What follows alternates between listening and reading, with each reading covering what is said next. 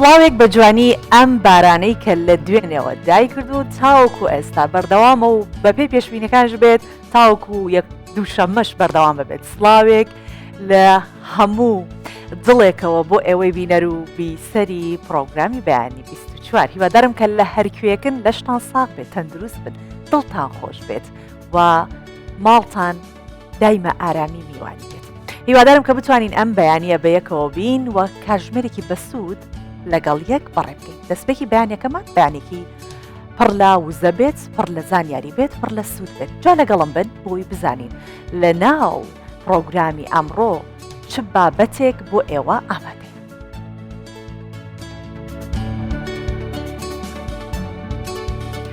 فستیڤاڵی ساڵانەی کریسمس لە عەنکاوە دەستی پێکرد و 10 ڕۆژیش بەردەوام بێت.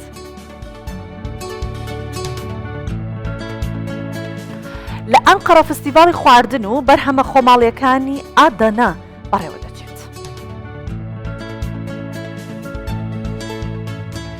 لەگەڵ دەستپێکی وەرزی بەفربارین فستیڤاڵی یاریەکانی سەر بەفر لە سویسرا دەستی پێکرد.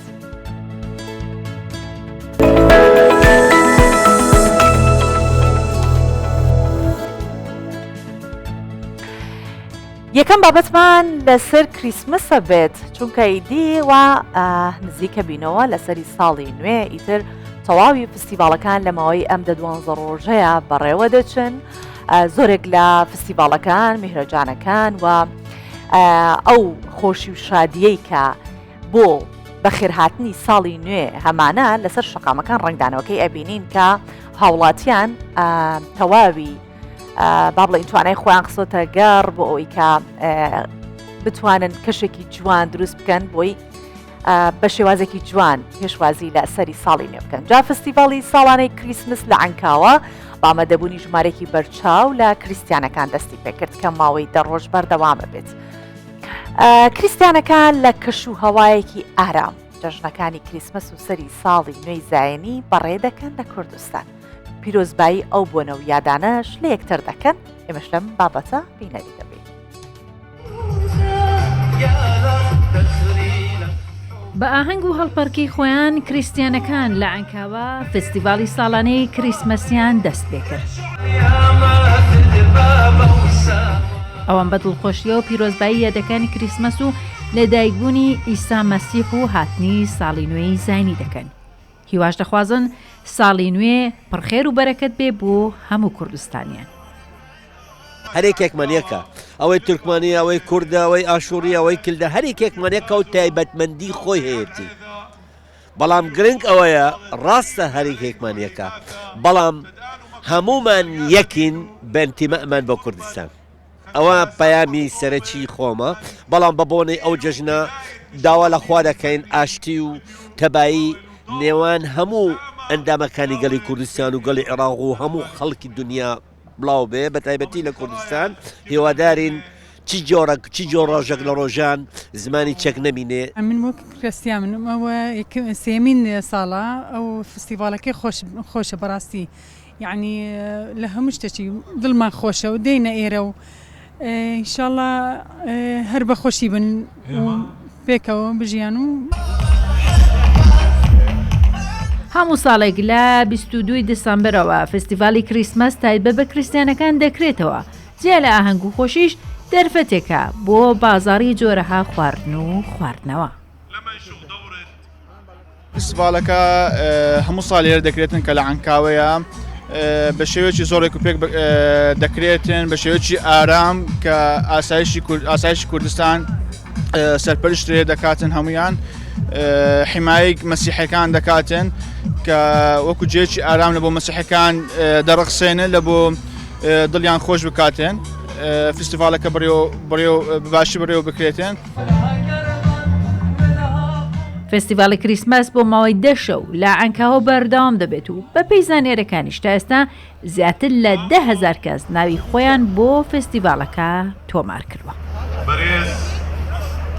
فستیڤاڵی کریسمەس کە ساڵانە لە هەولێر و لە عەنکاوەش بەڕێوە دەچێ،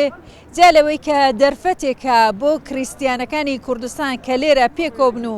ساڵیادی لەدایکبوونی ئیسای مەسیح و هەروەها هاتنی ساڵی نوێ پیرۆز دەکەن. لەمان کاتیشە دەرفەتێکە بۆ ئەوەی کە نیشان بدەن کوردستان وڵاتێکە بۆ پێکەوە ژیان و هەروەها ئاسایش و ئارامیشی فەراهەم کردووە بۆ هەموو لایەک. هێرۆ مەولودی، کوردستان 24 هەولێر. باسی فستیڤالەکانە، وەڵام من فستیڤالێکی ئێستا ئەمێ باسی لێەوە بکەم جیاوازترە لەوەی کە لە کوردستان هەیە و لە عینکاوە باسی فستیڤاڵی کریسمس بوو. ئەمەیان باسی خواردنە. ئەوەی کە سەردانی ئەدەنەی کردبێت دەزانێت کە کەبابی ئەدەنە زۆر جیاوازە. جا لە ئەنقەرە فستیڤاڵی تایبەت بە خواردن وە بەرهەمە ناوخۆیەکانی ئەدەنە بەڕێوەچۆ ئەو خواردنانی کە لە ئەدەنە هەیە لە ئەنقەرە نمایشیەکە. فستیڤالەکە تیشکە خاتە سەرچی سەر تامی خواردنی شاری ئەدەنە بە کولتوری خواردنی ناوخۆیی و تامە کلاسیکەکان و ئەو کەبابەی کە من باسم کرد. جا دروستکردنی ئەو کەبابە چەند ئەتوانین بڵێن تەکنیکێکی هەیە. پێکەوە بینەریە بین گۆشتەکەشی گۆشتێکی جیاوازە. جابا لەم راپۆرتە بیبینی بزین گۆشتەکەی چۆنە بۆچی ئەو کەبابەوەندە بەناوبانگە. ئەدەنا یەکێکە لەو شارانەی کە بە کەلتوری دەوڵەمەندی خواردن ناسراوە بە تایبەتیش کەبابەکەی. کەبابی ئەدەنا جۆرێکی بەناوبانگی کەبابە کە تایبەتە بەم شارە. ئەوەی ئەم کەبابە جیا دەکاتەوە ئەو گۆشتەیەکە لە ئامادەکردنیدا بەکاردێت کە دەبێت گۆشتی بەرخی نێر بێت و لا سروشت و بەرزایەکانی ناوچەکە بەخێو کرابێت. بەشێکی زۆری سەردانیکەران بە تایبەتی بۆ خواردنی ئەم جۆرە کەبابە سەردانی فستیڤالەکە دەکەن کە بەدەستی وەستای تایبەت دروست دەکرێت.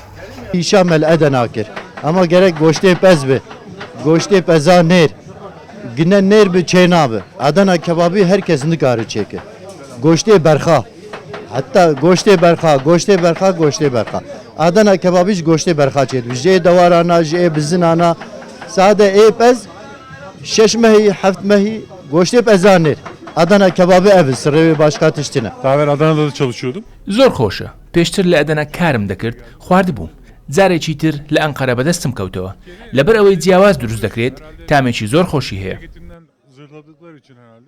لە فستیڤالەکەدا جۆرەها خواردنی تایبەت بە ئەدەنا نمایش دەکرێت. جۆرێکی تری کەباب کە پێی دەکوترێت کاغەز کەباب و خواردنە جیاوازەکانی وەکو مۆمبار، شیردان، چیکۆفتە و دەیان جۆری دیکە. هاوکات بەرهەمە خۆماڵیەکانی شارەکە بە مەبەستی زیاتر ناساندنیان نمایش دەکەن و لەم ڕێگەیەوە کەلتوری شارەکەیان دەگوازنەوە بۆ شارەکانی دیکە و لە ڕووی ئابووریشەوە قازانج دەکەن. Bu kağıt kebabı 250 gram tane. ئەوە کاخەز کەبابە یەک دانەی 250 گرامە قیمەکەی بە چەقۆ وردەکرێت و دەیخێنە سەر ئەو کاخەزە کە بە ڕوون چەور کراوە. بەم شێوە دەخێنە سەر سازەک و ئامادەی دەکەین و سۆسی تایبەت بەخۆی هەیە. لە دنیادا 8مین خواردنە لە بەتامی. Bunu daha önce de her yerde söylemişizdir.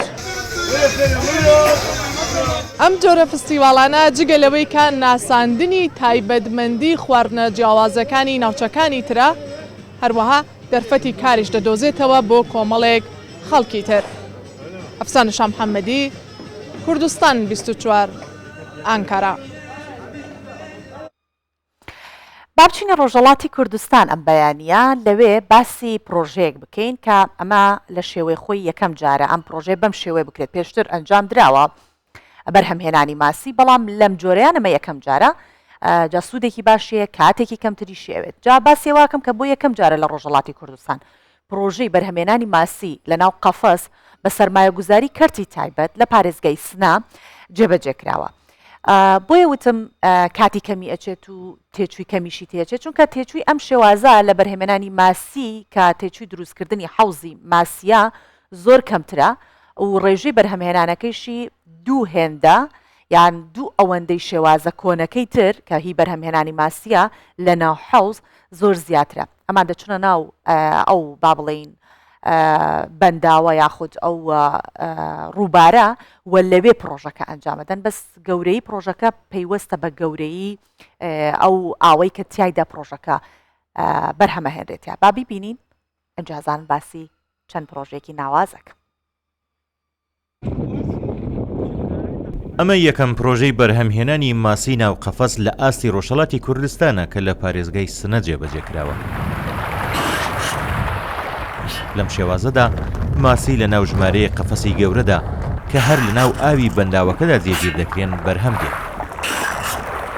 ئەم شێوازە بەراورد بە شێوازەکانی دیکەی بەرهەمهێنانی ماسی هەم تێچووی کەمترە و هەم بەرهەمی زیاترە، بەڵام تەنیا لەو بەنداوانەدا جێبەجێ دەکرێت کە ئاوەکەیان بۆ خواردنەوە کەڵکی لێوەرناگیرێت. سیستم پەروەرش لە قەفەس هەم لە لەنزەر هەزینە و مەخلوونە بەسەرفەترن هەم لەنزەر جابەجایی و شرایەتی خاصی گیانەزێمە ڕاحەتر ئەتاین بە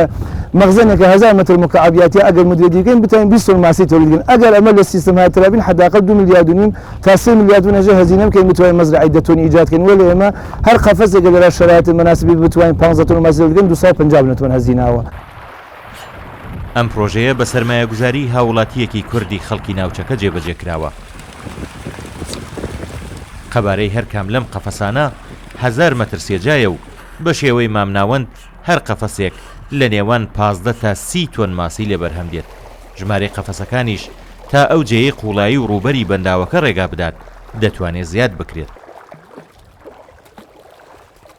لە ساڵ 1400 کەفتینە سە شوێن مجەوزانە بەڕۆژماهی و ساڵ 1401 کارەکانی تەواو بووە و کەفتینە سە کارە ئەجرایی. بۆ خۆشبەختانە توانیمانە کارێک قەشەنگ بۆینە ڕێوە پارێکەوە 2 دانە قەفەس و ئیمساڵ وە 3 دانە قەفەس و توانیمانە کار بکەین. پارێکە 4 دانە نیرومان بووە ئیمساڵ نیروێکمان ئیزافە کرێ بۆ 5 دانە نیرو ئەلا لە حاڵ حەزرە خەریکین کارەکەین. یەکەم پرۆژەی ماسی ناو قەفەسی پارێزگای سنا لە ناو بەنداوی زێویەی کامیاران لەسەر ڕێگەی کامیاران بەرەو سەوڵاوە هەڵکەوتووە. هەر لە پارێزگای سنا ئەم ساڵ پرۆژەیەکی دیکەی بەرهەمهێنانی ماسی ناو قەفەس لە بەنداوی سۆرال جێبەجێ کراوە کە چاوەڕێ دەکرێت 100 تۆن بەرهەمی ماسی هەبێت. کامیل بۆکانی، کوردستان 24. لەگەڵ هاتنی وەرزی بەفربارین هەزاران گەشتیار و وەرزشەوان ڕوو لە سویسرا و نەمساکەن بۆ ئەنجامدانی خلیسکێنەی سەر بەفر لە زنجیرە چیاکانی ئاڵپ. جا هەر چەندەم ساڵ نرخی بەشداریکردن لە خلیسکە بەراورد بە ساڵی ڕابردوو لە سویسرا و نەمسا بەرز بۆتەوە، بەڵام ئەمە نەبووتە ڕێگر لە هاتنی گەشتیاران. وەرزی بەفربارین و سەرما هاتەوە. ئیدی هێدی زنجیرە چیاکانی ئاڵپ دەبن بە هەوارگەی شەیدایانی خلیسکێنەی سەر بەفر. دەستە دەستە لە سەرجەم وڵاتانی ئەوروپا و تەنانەت جیهانیشەوە وەرزشوانان ڕوو لە نەمسا و سویسرا دەکەن بۆ خلیسکێن.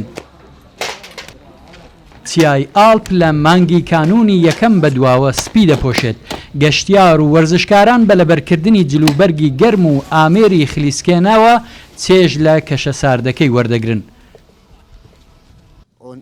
ئێمە حەزمان لە مۆرشێ و لەگەڵی ڕاهاتوین، بەڵام بەداخەوە نرخی هاتن بۆ ئێرە بەرز بووەتەوە. خلیسکێنە چێژمان دەداتێ. لەگەڵ ئەوەی بەراورد بە ساڵی ڕابردوو نرخی بەشداریکردن لە خلیسکێنە لە نەمسا و سویسرا بەرز بووەتەوە، بەڵام ئەمە نەبووەتە ڕێگر لە بەردەم شەیدایانی خلیسکێنەی سەربەفر، چونکە لە وەرزێکی دیاریکراوی ساڵدا هەلی چێژوەرگرتنیان لە کەش و هەوای چیای ئاڵپ بۆ ڕێک دەکەوێت و نایانەوێت لە دەستی بدەن.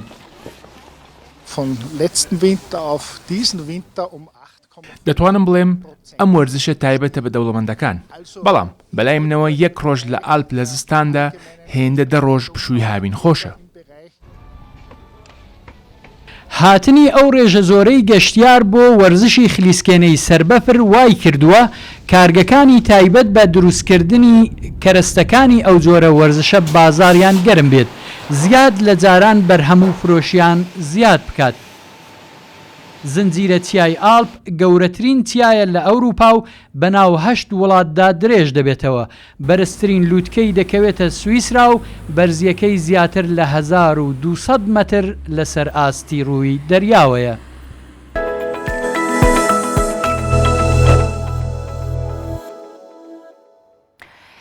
کاتیەوەیە کە لەسەر تەوەری بەرنامە گفتوگۆ بکەین کە تەوەری بەرنامەی ئەم بەیانیەمان باس لە کاریگەری سۆشیال میدیا لەسەر قوڵبوونەوەی دیاردن ناشرینە کۆمەڵایەتیەکانە، بە تایبەتی قسەی نەشیا و توانج لێدان. جا زیاتر گفتوگۆکەین لەسەر ئەم بابەتە لەگەڵ دکتۆرە سارا موحسین بەرزنجی مامۆستای زانکۆ کە سەبارەت بە سۆشیال میدیا و ڕەخساندنی کەشی ناخۆش کە خەڵک دروستیەکات ئەم بەیانیە بەخێر هاتن تەکەین و قسە لەسەر ئەو بابەتەکەین. بەخێر بەی سەر چاوان دکتۆرە. سپاس، مەمنون، بەیانیتان باش. سپاس دەکەم. دکتۆرە بابەتێکە کە لە زۆر لە میدیاکان خەڵکێک کە پۆدکاستێ بکە خۆی باسی لێواکات بەڕامەیەک هەبێ باسی لێواکات لە ناو دانیشتەکانی خۆمان باسی لێوەکەین بەداخەوە دیاردەیە کە زۆر ناشرینە لەسەریشی قساکرێت بەڵام هەر بەردەوامە بە تایبەتی بۆ کەسانی کە چ فەیسێکی کاریگەر بن لە ناو کۆمەلگا خەڵک دێت کۆمەڵە جنێ و قسەی نەشیاویان پێڵێ تا ئەگاتە کەسێکی ئاسایی کە وێنێکی خۆی دانەوە ئەمە بۆچی کۆمەلگای کوردی تووشی ئەم دەردە بووە زۆر سپاس خاتە سۆڤان ئەزانی چۆنە ئەم بابەتە یاخود دیاردەی ناشرینکردنی کەسانی بەرامبەر یان تانەدان و جنێودان و هەتا دوایی کاکاتەوە بە کۆی گشتی با بڵین ناوزڕاندن شتێکی تازە نییە ئەتوانین بڵین ئەگەر چی ئێستا بۆ خۆی دیاردەیەکی باوە بەڵام مێژوویەکی درێژخایانی هەیە بەڵام ئەوەی کە ئێستا کار ئاسانی کردووە بۆ ئەوەی کە تەشەنە بکە و زۆر بەربڵاو بێت لە ناو کۆمەڵگەی کوردیە ئەتوانین بڵین کە سۆشەڵ میدیایە لەبەرەوەی دوجار میدیای ئەلکترۆنی و لە ناویشیاندا سۆشال میدیا کاریگەریەکی زۆر بەهێزی هەیە هەر خودی خۆی وای کردووە کە ڕایەڵە و پۆیەکی کۆمەڵایەتی دروستکە ئەمە جگەلەوەی کە بەهێزترین ئامرازە بەڕاستی کە دکتۆرە مەبەستت کارلێک بۆ وەرگرەکان و بۆ بەکارهێنەرەکانی دروست بکە مەبەستت ئەوەیە ڕێگایەکی بێدەدەسەر و بێسەر ئێشەیە ئەگەر تۆ ڕقێکت بەرامبەر کەسێکە بە بچی لەوێ خۆت خاڵی کەیتەوە بێگومان لەبەرەوەی خەسڵەت و تایبەتمەندیەکانی سۆشال میدیا کار ئاسانی ئەکا ئێمە ناڵین سۆشال میدیا با خەتاباری نەکەین بەڕاستی سۆشال میدیا هەر خۆی کە دروست بووە شۆڕشێکی مرۆڤایەتیە بۆ کار ئاسانی دروست بووە بەڵام ئەوەی کە پیشانی ئەدا ڕنگدانەوەی ناخی خۆمانە بەڵام سروشتی سۆشال میدیا وا ئەکات کە زیاتر ئەم بابەتە بڵاو بێتەوە بەوەی کە فەزایەکی تەواو ئازادە خەڵکێکی زۆر دڵخۆشن بەو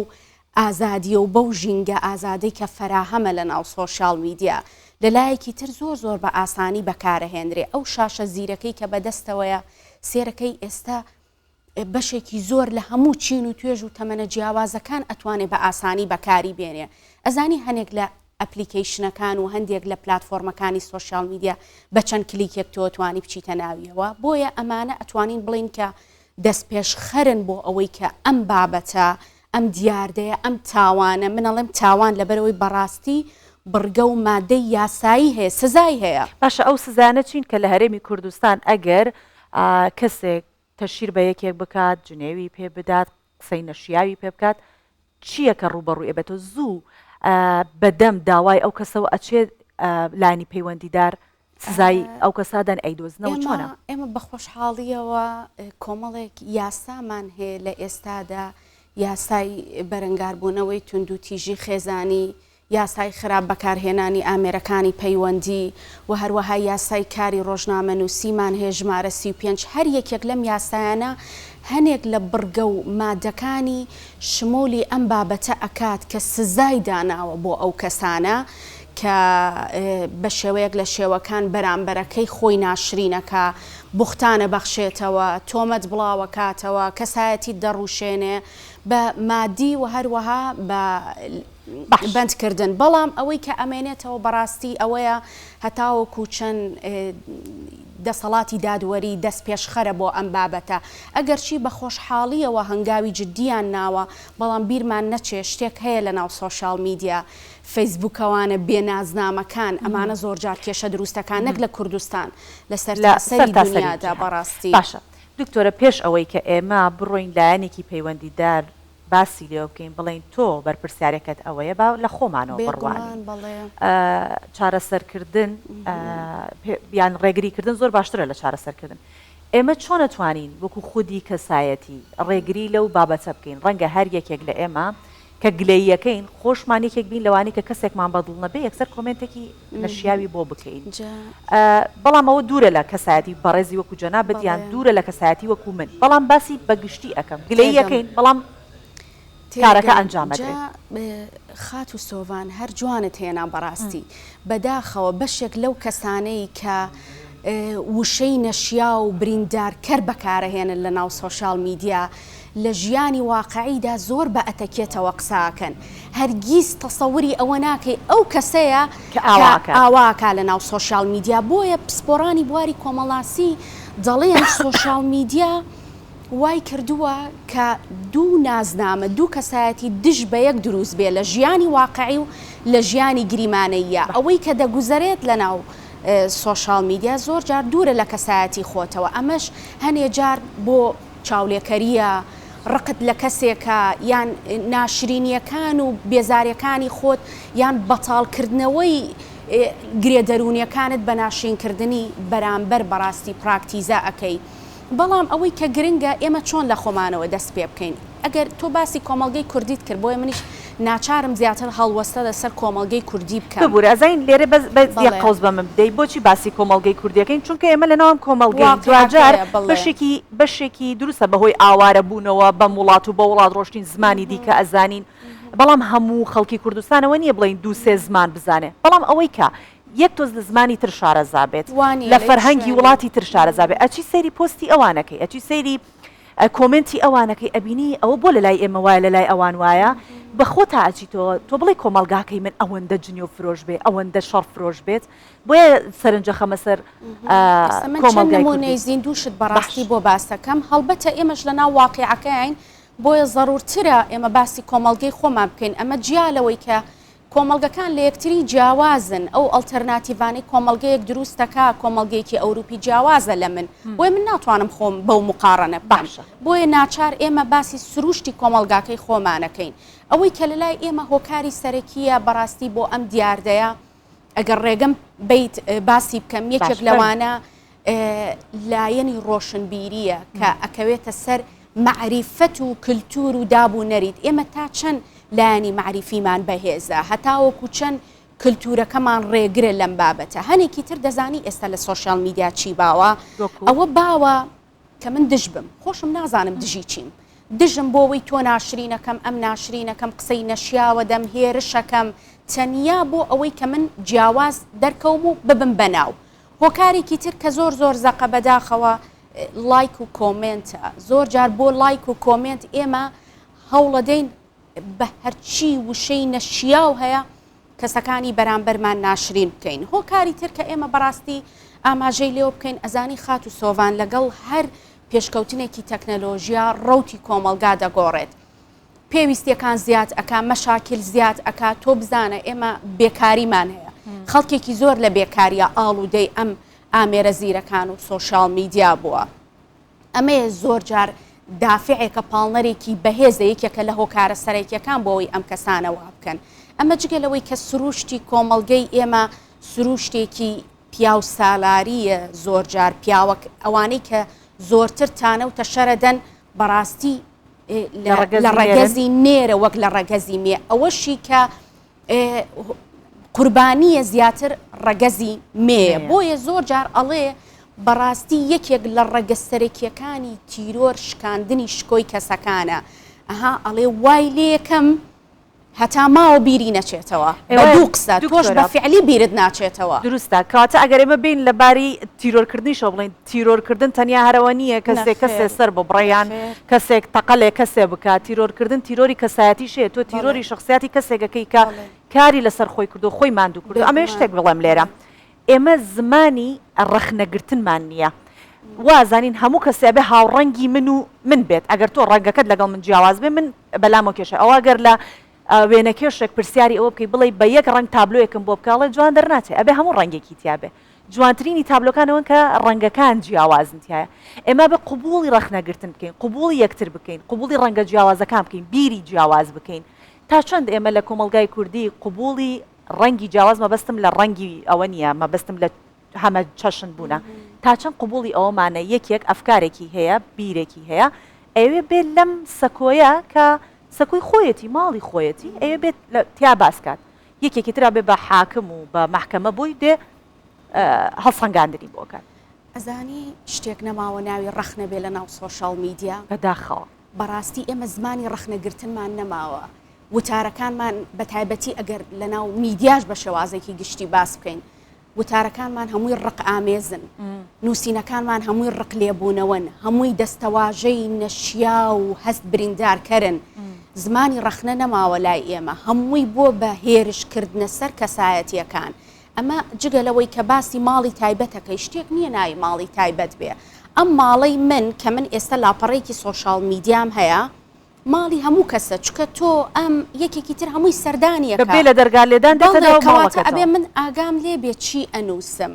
کەواتە ئەوەی کە تۆ ئەیبینی لە ناو سۆشال میدیادا بەڕاستی هەمووی چوونە نێو ژیانی تایبەتی و ناشرینکردنی کەسەکانە ڕەنگە پێت بڵێم هۆکاری سەرەکی بۆ ئەم بابەتە زۆر جار دەگەڕێتەوە بۆ خودی خۆمان وەکو چۆن بۆ نمونە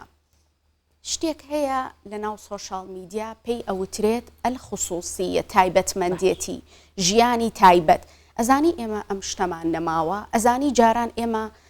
پێمان عیب بوو دراوسێکەمان بزانێت چییە خۆین ئێستا بێ ئەوەی تەماشای منەکە بزانێ ڕۆژانە من چییە خۆم بۆ چۆڕم چی لەبەرەکەم چی ئەەکەم چی ناکەم ئەمە هۆکارێکە چونکە لە سەرەتاشە ئەگەر سەرنج بی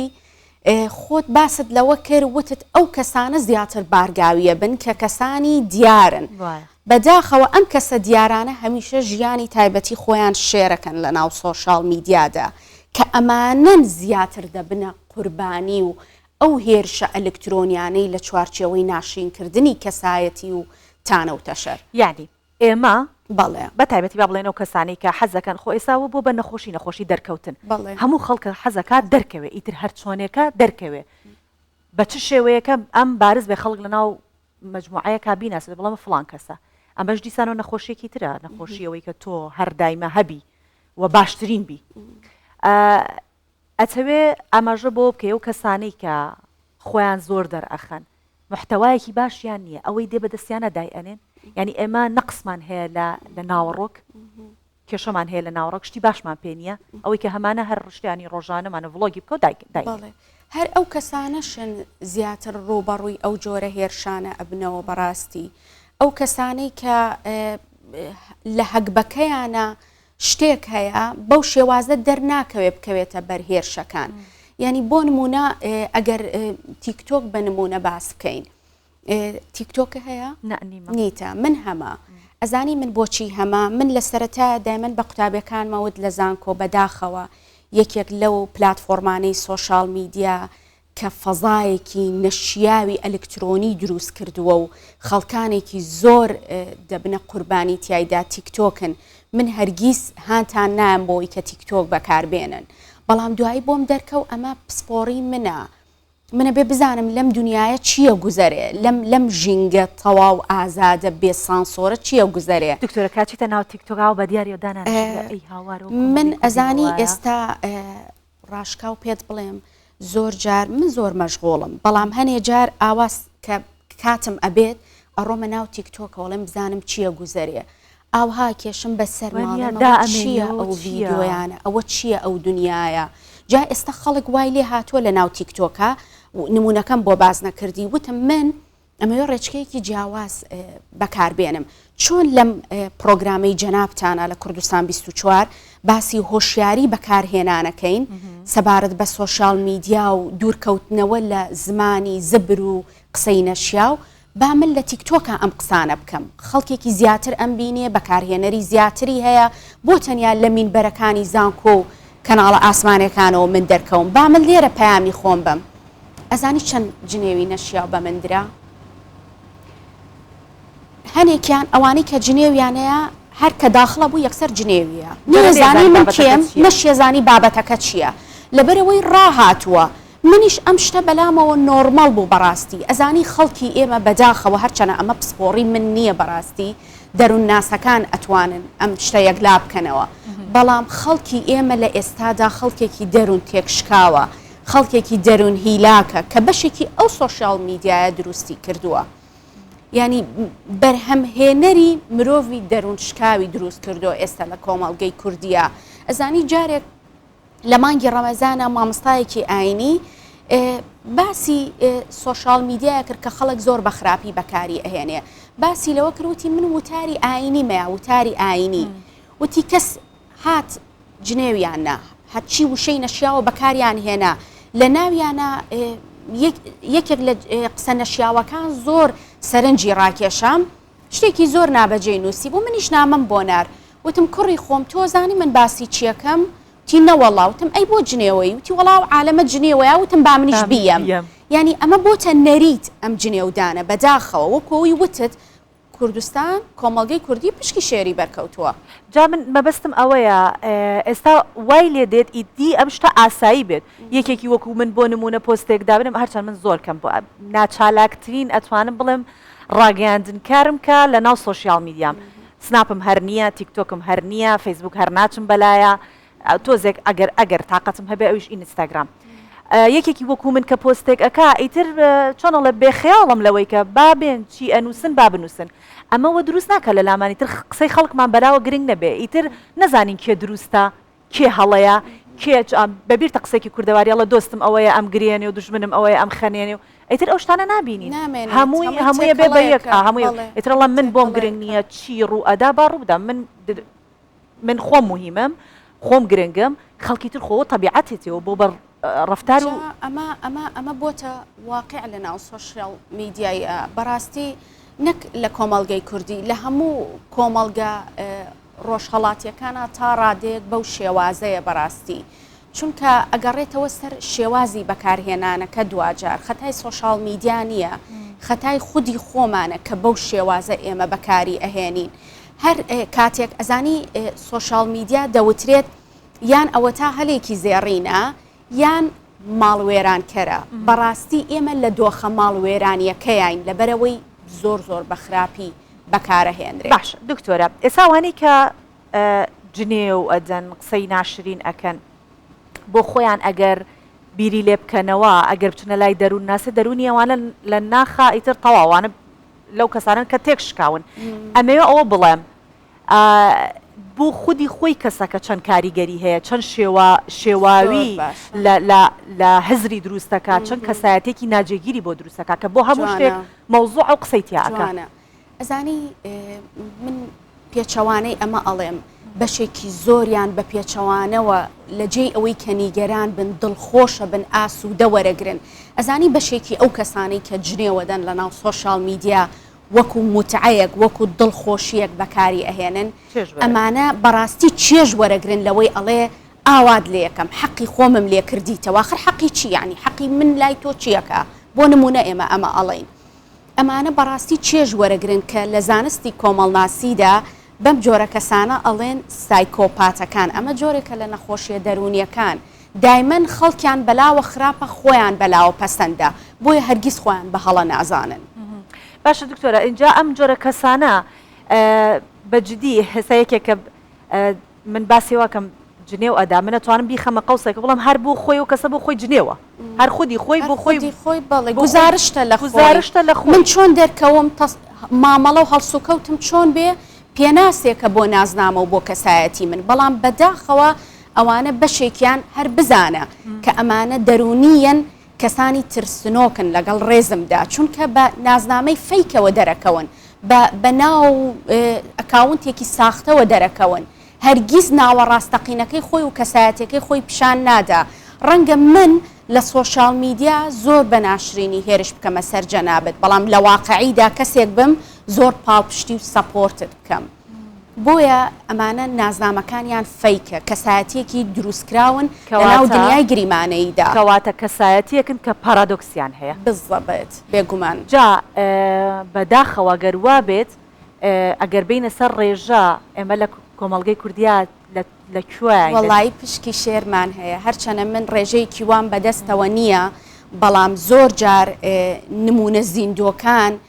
پاڵپشتن بۆ ئەوەی پژڕاستی ئەم قسانە ئەکەنەوە تۆ هەروەرە لە ناو سۆشیال میدیادا ئەزانی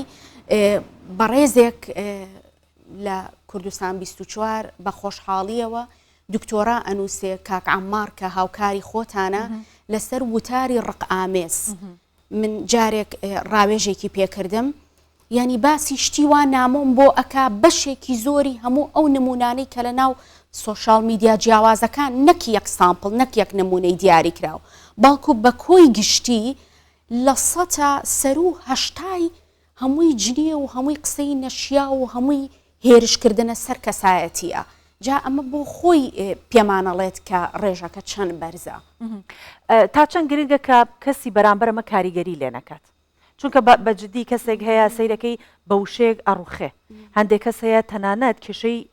خێزانی بۆ دروستە بێ بەهۆی کۆمنتێکەوە بۆهۆی مەسجێکەوە کە بۆی ئەڕوات چی بکات چۆن ئەو کەسانە وشیار بکرێنەوە کە خۆی لە قاڵبی وانە کە قسەی نەشیاو بکەن بەڵام قسەی نەشیایی بەرامبەرەکرێت بەڵێ ئەزای پێیوەستە بە ئیرادەی خۆتەوە هەتا کە تۆ ئامادەی لە سۆشال میدیا دەرکەوی ئەبێ ئامادەی ئەوە بی هەموو جۆرە فیدباکێکی ئەرێنی و نەرێنی ڕوبەڕوت ئەبێتەوە هەتاوەکو چەند تۆ ئەتوانی ڕوبەڕووی ڕەتفعلی ئەو جۆرە کەسانە بیتەوە باشترین شت بێدەنگیە نابێ وەڵامی ئەو جۆرە کەسانە بیتەوە وەڵامی بیتەوە ئەو زیاتر ئەبێتە دافعێک بۆی ئەبێتە پاڵنەرێک بۆ ئەوەی کە بەردەوامی بەو تانە و تەشەر و بەو جنێ و قسە نەشیاوانەی خۆی بدات بەڵام ئەمەش نابێتە هۆکاری سەرەکی کە ئێمە تەنیا پشت بە خۆمان ببەستین بەڕاستی ئەزانی چۆنە خێزانی ئێمە کەم تەرخەمە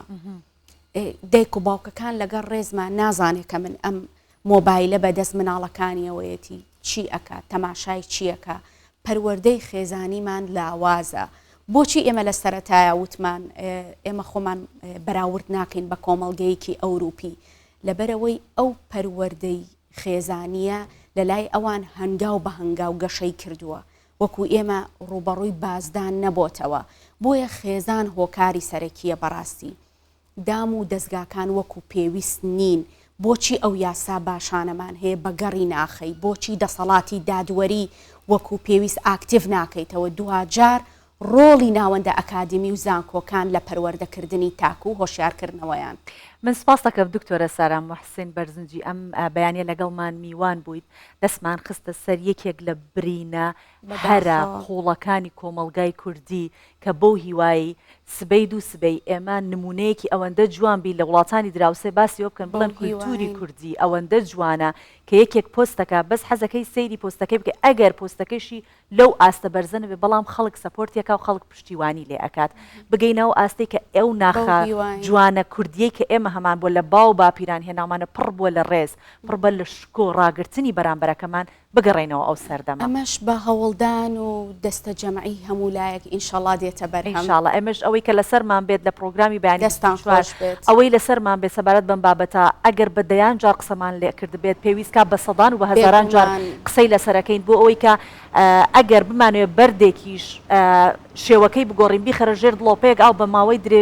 درێژەی ماوەیەک ئەو جێگەی دڵۆپەی ئاوە بەردەکە کوونەکات کاتە بێ کاریگەری نابێت پرۆگرامەکان بۆ هیوایی کە بۆڵێ بۆنی ئەمەوەرە پرۆگرامان بەڵێ ئێمە سپاسی جەنابتەکەین کامبانێ لەگەڵمان بووی هیوادارم کە ئەوانی کە وتت تا ڕادەیەک هۆشیاری کۆمەلگا بباتە سەرەوە بۆ ئەوەی کە کۆمەلگایەکی دەروون دروستمان هەبێت بەو هیواین و زۆر سپاسدانەکەم زۆر سپاس.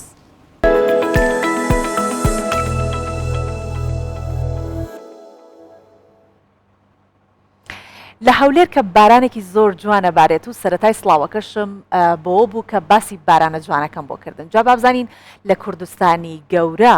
کەش و هەوا چۆنە ئەگەڕێم وڵاتە دواتر.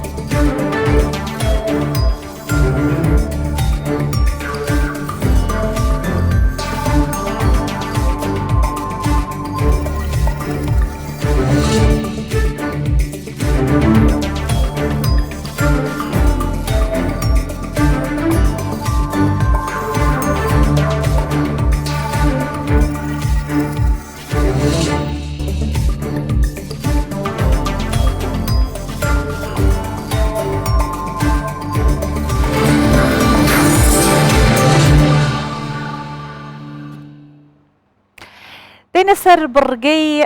لەگەڵ ئەحمەدی خانی کە لەلایەن جان دۆست نووسەر و لێکۆڵەری ئەدەبی پێشکەش دەکرێت. ئەم جارە جان دۆست لە ئەحمەدی خانی سەرنجی خستۆتە سەر ئەوەی کە لە ڕووی زمانی کوردیەوە تا چەند گرنگی بە زمانی کوردی دراوە، چونکە ئەحمەدی خانی بۆ خۆی تەواوی ئەو تایبەتمەندیانی کە لەگەلی کورد هەیە لە ژیانیان لە ڕووی سیاسەتەوە بەگشتی بە شێواز و ئەنگڵی جیاجیا قسەی لەسەر کردووە. جان دۆست شیە کاتەوە ئەم بەیانی بابزانین باسی چیمان بۆ کات سەبارەت بە زمانی کوردی. دەم باش تەماشەوانێن هێژە ئەم بوارەنە ئەم لەگەڵ خانینە و ئەم بە وەفاداری سۆزا خۆن ئەم دیسا هاتنە با هەبدوو ئەمێ دۆمە نکاربوو ji ber demê wek ez her car dibêjim me nikarbû em temam bikin. Fikra Ehmedê Xanî ew bû ku wî memûzîn nivîsandiye dev ji zimanên biyanî berdaye tiştên wekû em bêjin şerabeke safî bû Farisî û Tirkî û Erebî Osmanî û Erebî û berê xwedaya wê ew ku kes ve naxwe kes guh nadê zimanê Kurdî manendî durê lîsanê Kurdî înaye nîzam û intîzamê. Zimanê Kurdî wekû duran wekû mirwariyan نظام یعنی خستیە ناوا ڕستێکی خستیە ناوا گولبەندێکی وەکو گولبەندێکی وەکو ڕستێکی ملوانکایەکی ئینایە نظام و انتیظامێ کێشایە جەفاش بۆی عامێ ئەوژی گوتنێکە گرینگە مەموزینی دەست بالا خۆ دەدمێ ئەحمەدی خانی زەحمەتی کێشایە ji بۆ کێ ji بۆ عامێ ji بۆ ملەتێ خۆ عام ئەو ملەتێ یعنی نە میرن نە بەگن نە ئاغانە نە مەلانە نە عامێ خەلکێ نە خەلکن یعنی خەلکێن ji rêzên millet bi tevayî û Ehmedê Xanî ji bo wan cefa kişandiye ji bo wan zehmetî kêşaye kêşaye cefa ji boî amê çima da xelqî nebêjtin ku ekrad bê mecrifetin bê asl û binyad ew hemû ev zehmetî kişandiye bi Kurdî nivîsandiye dev ji Farisî berdaye dev ji zimanên din berdaye da ku xelk nebêjin Kurd bê mecrifetin bê zanistin bê usulin bê asl û binyadin zimanê wan nîne kokeka wan nîne lê bi vê memûzînê Ehmedê Xanî xwestiye ji xelkê re bibêje da xelqê nebêjitin ku ekrad di vir de Ehmedê Xanî bi memûzîna xwe muxatabî milletên din dike muxatabî desthilatdariya din dike a ku ne Kurd be ji bo ji wan re bibêje binêre em Kurd xwedan zimanin xwedan asl û binyadin em jî weke we ne em dikarin tişta destanên hêja binivîsin belê û di vir de tiştekî din ez dixwazim bibêjim gotina ekrad lefza ekrad di erebî de tê di erebî de tê zamanê destpêka got ereban û erdnîgarî nasên erebî dibêjin buldanî êgo diçûn digeriyan Kurd nas kirin ji wan re gotin ekrad û wekû koçeran ew nas kiribûn ev nav malê ev nav hinek Kurd ji me wek şerm dibînin wek navekî ez pê dihisim newsa ye ekrad jî gotineke erebî ye ji komkirina navê Kurd e dibêjin eqbat ji qibtiya re qibtiya Misrê re dibêjin etrak ji Tirkan re dibêjin e'rab ji erebê bedwê çolê re dibêjin lê ne şermeke gava mirov hêrs nebe gava vayê bibîze ji devê ereban neyse ev ne mijara me ye enwacê milel xudan kitêbin kurman ji tenê dibê hesêbin Ehmedê Xanî vê dibêje dibê millet hemû neku Ehmedê Xanî dibêje dibê xelk wisa dibêjin xelkên din ên ne Kurd wê bibêjin millet hemû kitêbê wan hene Kurd tenê ne di nav de ne Kurd ne vî hesabî de ne Kurd kitaba wan nîne bêguman kitêba Kurdan hebû û Ehmedê Xanî jî baş dizanîbû ku kitêbê Kurdan hene dizanîbû ku dîwana Cizîrî heye dîwana Feqiyê Teyra heye dîwana Eliyê Herîrî heye dîwana Yaqûb Begê heye ew dîwana ku Şerefxan dibêje winda bûye Ehmedê Xanî ev dizanîbû lê kitêba Ehmedê Xanî ku mebesta wî ji kitêbê ev memûzîn e wekû kitêbên bibin rêbaz ji milletekî re ew kitêbe wekû kitêbên olî kitêbên pîroz ew gu millet guherîn Ehmedê Xanî jî hedefa wî کتێبەکە بووی ڕەنگی پرتوکەکە بووی ڕەنگی بە ئافرینە و چێ بکە و مەمۆزی ناخوا ببورن نویساندیە.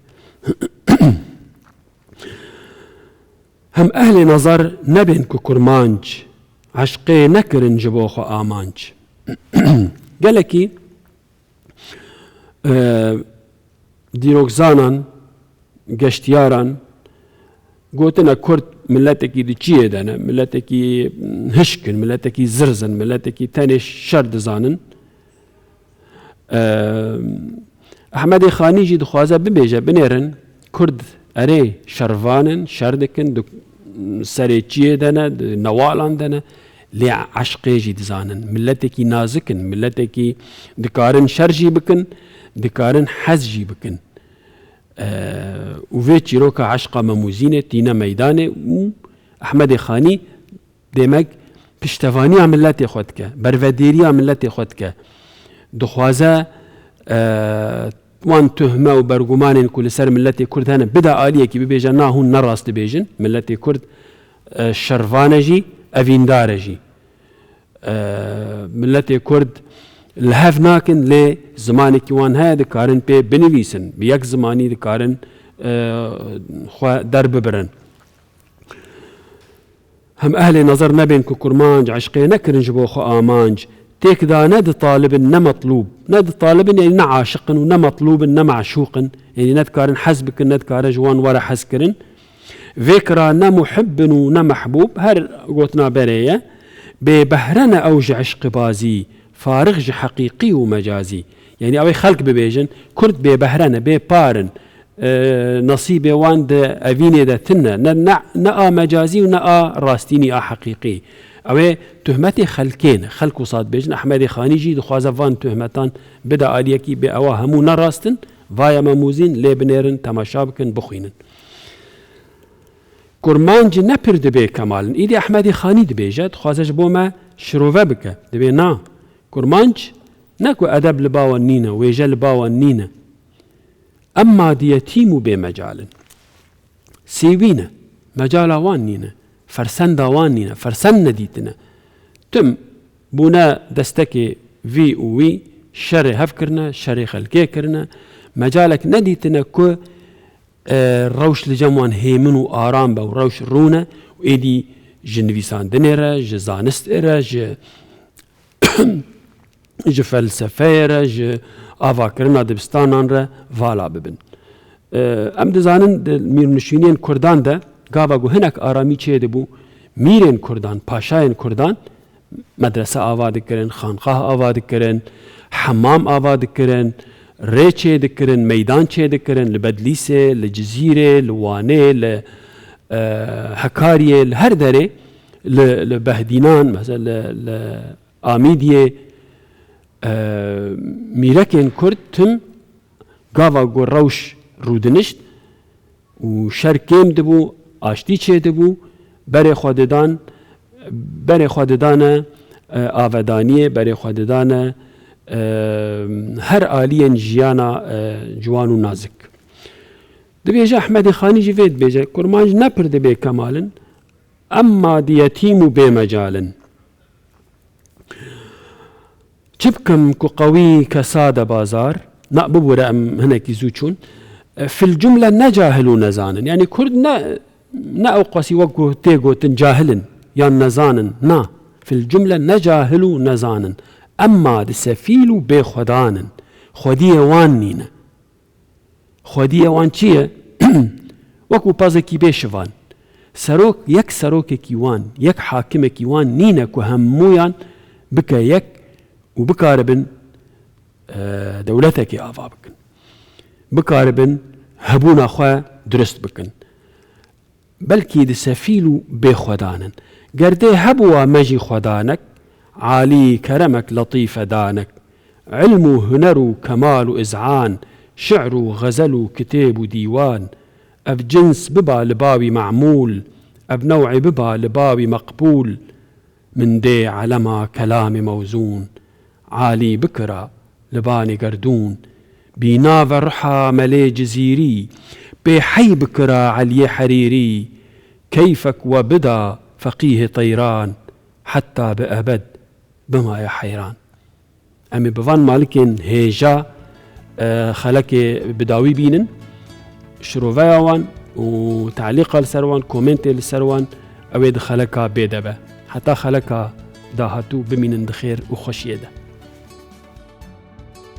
هاتینە کۆتایی پرۆگرامیان بەیانی 24 هیوادارم پرۆگرام بەدڵتان بوو بێت باڵتانەوە خاڵتان لەگەڵ